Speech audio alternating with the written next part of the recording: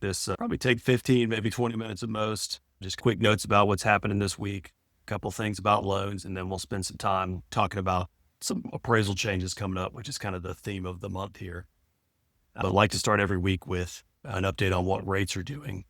And actually, this morning rates are a little bit better than even when I put this together, but we'll probably end the week with rates about the same as they were the week prior, which in the current environment with the volatility we have, that's a win. So we'll take that.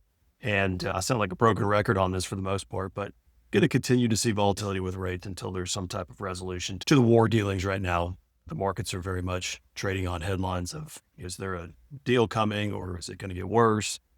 And all the things that come along with that with oil prices. So a week of rates being about the same from start to finish is certainly a good thing. And we'll hope that stays relatively the same when we can kind of at least stay in this range until, like I said, some type of resolution is reached there. And then hopefully we'll see rates improve a little bit on the heels of that. So, and then quick, did you know here, I get asked this question a good bit. So I wanted to clarify this. So if you're talking about VA and FHA loans with an appraisal that's already been done on the property, there's a distinct difference between if you have to use that appraisal or not. So if a customer's doing a VA loan, they do an appraisal and maybe they don't end up buying the home, or the appraisal comes in short, or there's an issue with it. Essentially, with a VA loan, that appraisal is attached to the actual borrower, not the property. So if that contract were to fall through, a new buyer would come in and do a VA loan. They could actually order a new appraisal done by a different VA appraiser because that appraisal is only attached to the borrower itself. And then the flip side of that with an FHA loan. So if you have a customer that does an FHA loan on a property, that appraisal is attached to the property. It is not attached to the borrower. So same general sequence here. If there's an issue with the appraisal, or maybe you want to use the appraisal, you really don't have a choice. If you have a new buyer that comes in within 6 months of that appraisal being done, then that appraisal has to transfer to the new buyer. Well, again, that's only if they do an FHA loan. So if a VA or FHA appraisal is done and the new buyer is not using that same type of loan, these things could change. But a distinct difference there. VA appraisal stays with the borrower. FHA appraisal stays with the property.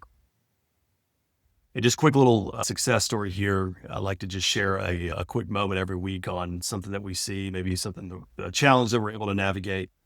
And I got a call from a customer that was looking at a pretty nice price point, was looking in the $2 million-ish range. Had spoken to another lender, is self-employed, but not really. And other than that is on a fixed income, which is not nearly sufficient to qualify for a $2 million home. But had a lender tell him, hey, we have a non-income verification loan that we can do for you. The interest rate is probably going to be somewhere around 8.5%. And I got to talking to him, flushed out some more details. We found another way to go about the loan with a rate that was considerably lower, about 1.5% lower than what he had been quoted elsewhere. It wasn't originally what he was planning to do, but a much better solution than what he got. And just another shameless plug here. If you ever have a situation where somebody speaks to a lender, maybe the information they get, they're not sold, that's the only option, or they feel like maybe they didn't get all of the information, I'm certainly happy to take a look at it, see if there are any other kind of unique programs that we can maybe figure out, or another way to go about it, or just be a second set of eyes and help validate, is this the only way to get it done? So feel free to give us a call anytime. Happy to work through scenarios, whether we're ultimately going to work with the customer or not. We're still happy to give you our thoughts and lead you down the right path, hopefully. And I mentioned this each of the last few weeks. I know it's in the Southside office, so may require a drive, but this upcoming Wednesday, the 27th from 11 to 12, I am having Chris Henderson with Henderson Appraisal Group come in and do a training for us specific to what we'll actually talk about here for the rest of the time, which is the upcoming changes that are being made to appraisal forms in November. He's going to talk about that. He's going to talk about some other just general appraisal things, how he approaches an appraisal, information that's helpful for an agent to provide to an appraiser when they meet them for the appraisal inspection. Talk about a little about value reconsiderations, and then we'll spend a lot of time talking about some of these upcoming changes, but also going to open it up for a general Q&A. So if you just have general questions that you want to ask, appraisal related or methodology, I figure he's the person to do it, and better to hear somebody else talk for an hour than me. So if you can make it, great. We will have it on Zoom as well. So if you can't make it in person, we will have a Zoom recording. It'll be live. So if you want to ask a question from Zoom, you can do that too. And like I said, last thing I wanted to touch base here, tie a bow to all of the different things we've talked about appraisal related this month, is the changes that are coming on November 2nd. And essentially, in summary, what's happening in November is all of the different appraisal forms are being consolidated into one form. So right now, there are specific appraisal forms for single family homes. There are ones for multifamily homes. There are ones for condos. So there are different appraisal forms based on the type of property, manufactured homes. Basically, there's different forms for everything. So they're consolidating all that together, saying we're going to make one all-inclusive interactive form that all appraisers will use for all appraisals. And this is something that the conventional loan agencies, Fannie Mae and Freddie Mac, have been working on for a while. They've actually been working on it since 2018. And it's finally come together where on FHA, VA, and USDA loans, they're all going to adopt the same technology. So they're all going to use the same form, which makes it super easy for appraisers.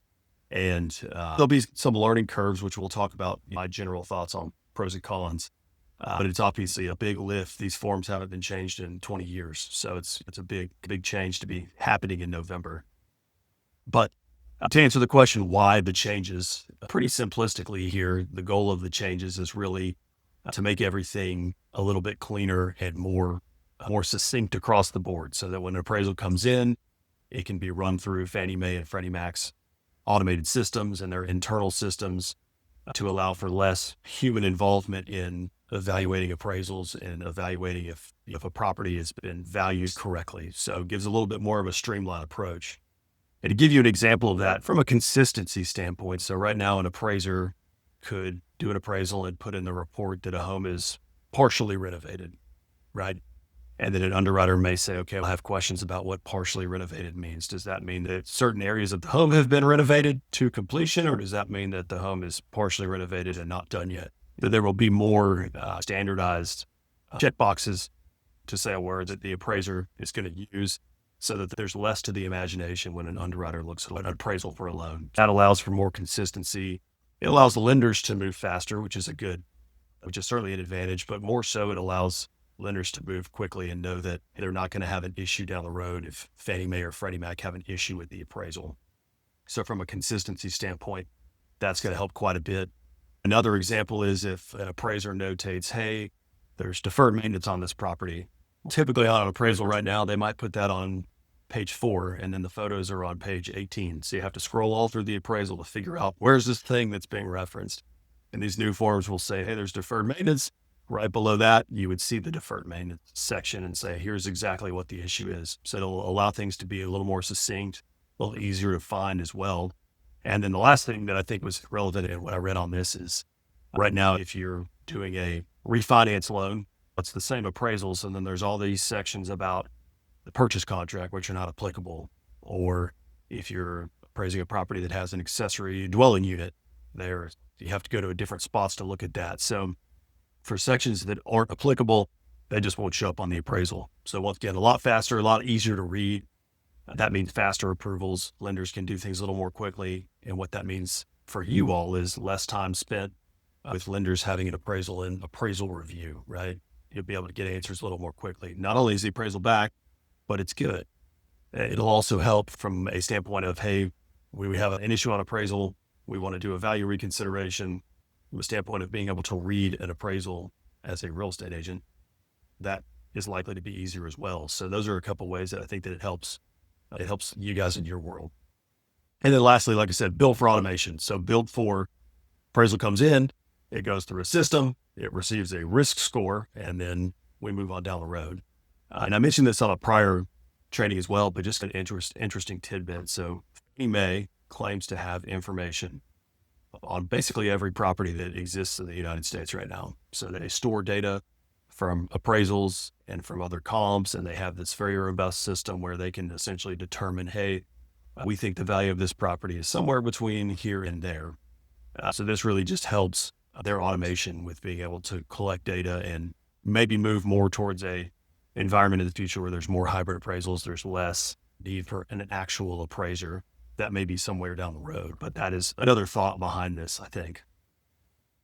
And I talked about this a little bit. What does that really mean for you? More consistent language, easier to review, faster underwriting, and easier to validate with technology. So everything that we just talked about, those are really the big benefits that I can see. As far as what to expect in November, obviously we'll get more information as we get closer to November, but I do think you can probably expect some growing pains in the short term. Appraisers will have a brand new way of doing things. It will likely take them longer to do an appraisal because there's more of a learning curve and there's more information that has to be completed. So in the short term, you could probably expect appraisals to take a little bit longer. Unfortunately, that may mean appraisals are a little bit more expensive for customers. I do think that's something that you'll see as well.